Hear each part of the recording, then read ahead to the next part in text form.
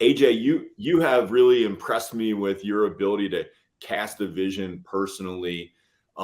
What's your framework around that? Like when if I was brand new and this is all new to me, and you were to lead me to like create a vision for myself personally, what would that look like? Like, how would somebody go about that? Yeah, the biggest thing, and I was just thinking of this as you guys were talking, is that I think where so many people struggle with vision is just it's hard to break the chains of what society has set on us in terms of what our vision should be.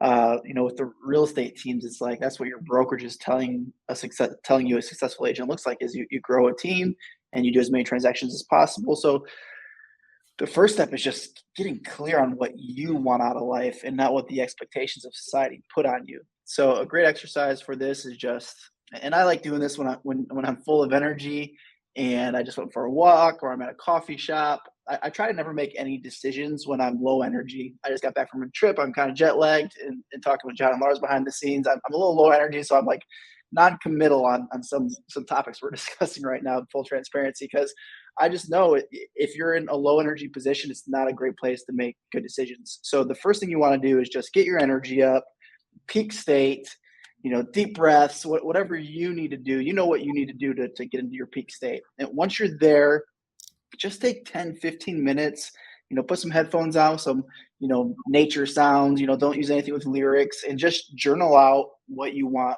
your ideal life to look like. To kind of simplify it could just be your ideal average day. By ideal average day, what I mean is like where you live, like what does your ideal day look like? It's not like you're out, you're in Bora Bora for the next, 2 years, that'd probably get kind of boring too. But like, just what does your ideal life look like on a daily basis? Journal all that out. What kind of house are you living in? Cars you're driving, charities you're giving to, like who you want to become, all these things. Just journal it out and then actually spreadsheet it out. Because what I discovered is oftentimes it doesn't cost as much as you think it might. So once you write down the kind of car you want, say it's I put a Lamborghini here on my vision board. It's actually the only thing on this entire vision board that I didn't accomplish. However, I don't know if you can see it right there. I do have that Lamborghini right there. So I still did kind of accomplish the goal. But even a Lamborghini probably only costs like $2,000 a month. Like that's just not a lot of money really. So price it all out. The house, if it's a $2 million house, your mortgage is probably gonna be like $10,000 a month. So add it all up. And once you have that number, that's kind of like your dream financial freedom number. And once you have that, you just got to figure out, well, how do I start selling enough homes to provide for that lifestyle? Or how do I start selling enough homes and then saving half of the income that I'm earning to invest that half to then pay for that lifestyle? So you're paying for it on passive income even better. Or if you're in a model like ours, how do you create enough revenue share to pay for that model, that dream lifestyle? So that's the model I follow. I have a very specific kind of training that I train on when it comes to that, but it's getting very clear on what that number is. I know when most people go through that exercise, it's less than $15,000 a month is what they would need to live their dream lifestyle.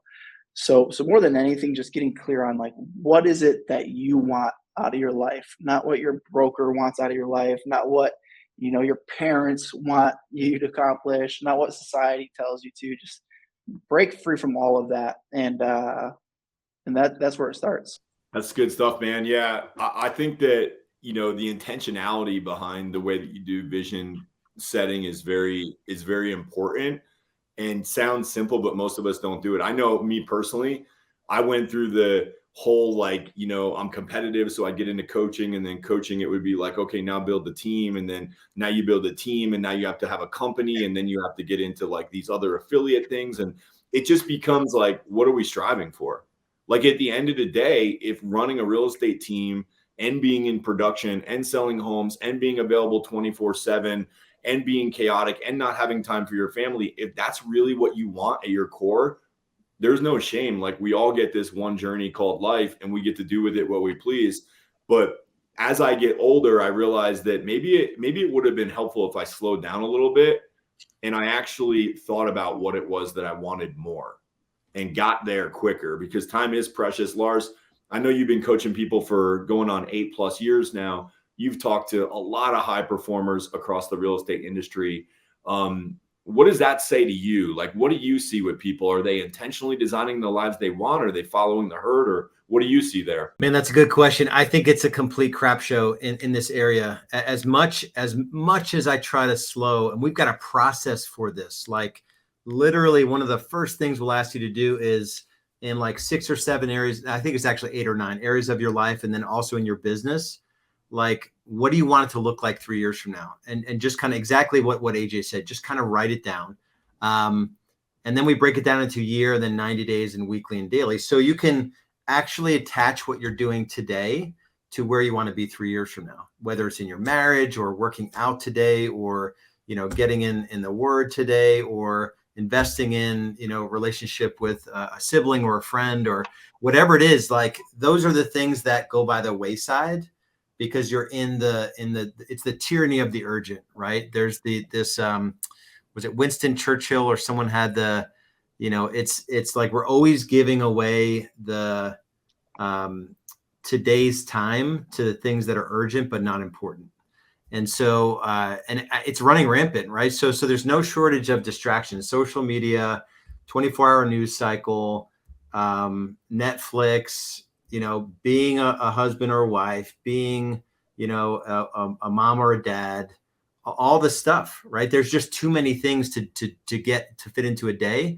And it's just a lack of priorities, is what I see. I will say one thing though. I think it's also, I forget who said it, but your broker, they really don't have an interest. If you're in the right economic model with your broker, they don't have an interest in you selling a lot of real estate, right? That there's hopefully you're, at least if you're not in Game Changers or with us, hopefully you're in a model where you're not just paying unlimited. But there's no interest for you to sell 50, 60 homes a year and really sort of live a life of freedom. I don't know if you guys saw it, but we just did every Tuesday in Game Changers Nation, we do a production mastermind call.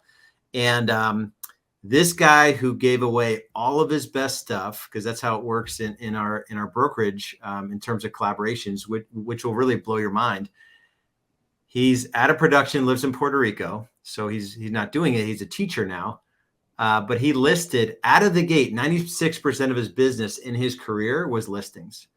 And he's like, I just see the stronger agents are listing agents, so I'm going to start my career on listings. He listed 21 homes in his first 74 days in the business. Wow. And he just decided to do it, right? It wasn't like, he was like, he didn't bring any sort of existing skill set. He wasn't like, okay, I'm 5 years in the business, I've got a little confidence. No, he came from a musician background and just decided he was going to kick ass in real estate. And he took like his first 10 years in the business, he took over 1,000 listings and very little leverage on the buyer side, which, you can monetize that side pretty easily. But, and he didn't work more than 30 hours a week. And he actually got it down to like 3 hours a day, 4 days a week through leverage with administrators and, other people running around town and putting up signs and, him getting all of the lower dollar productive activities. But most agents would look at that and say, like, not in my market, or, it was the timing of the market, there's no inventory now, like all the crap, and just like take their own knees out before they even get started. They're just gonna end their dream of what their business could look like. And so the last thought on it is, like, if you're not surrounding yourself with people that know people, or they're doing things that you want to do, you've got to maybe end some relationships, or at least distance yourself from some folks, and get around folks that are living lives that encourage you and get you excited.